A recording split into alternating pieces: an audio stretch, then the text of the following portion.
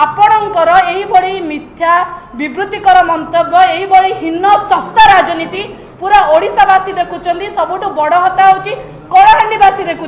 जो कलाहांडीवासी को आपण किछि दिन तले कहले भूकर भूगोल से डेभलपमेंट नाई। आज जिते देखुं कलाहांडी गला गर्व लगुच ओडिशार डेभलपमेंट कलाहांडी की गले भी जापर माननीय मुख्यमंत्री कलाहांडी कौन कर आज कलाहांडी की गोटे महिला इश्यूरे टार्गेट करुँच। एथिरे ना कलाहांडी लोक आपन को क्षमा करेंगे ना आपन को ओडिशा लोक क्षमा करेंगे ना। सबुठ बड़ कथा होची आमे दुई जन छात्र राजनीति युव एवं छात्र बसीचु। आमे जानिचु गोटे छात्रर कष्ट केमिति जेतेबेले ताको बदनाम करा जाए। एई बदनाम रे छात्र छात्री माने निश्चिंत आपन जवाब देबे और तांकर अभिभावक माने निश्चिंत जवाब देबे। आमे एबे भी कहूचु चेती जा भारतीय जनता पार्टी। आपण माने जदि न चेतिबे आगो को समय आसीबो पूरा ओडिशावासी आपन को तिरस्कार करिवे, आपन को भर्त्सना करिवे, आपन को ओडिशा रे पुराई देबे।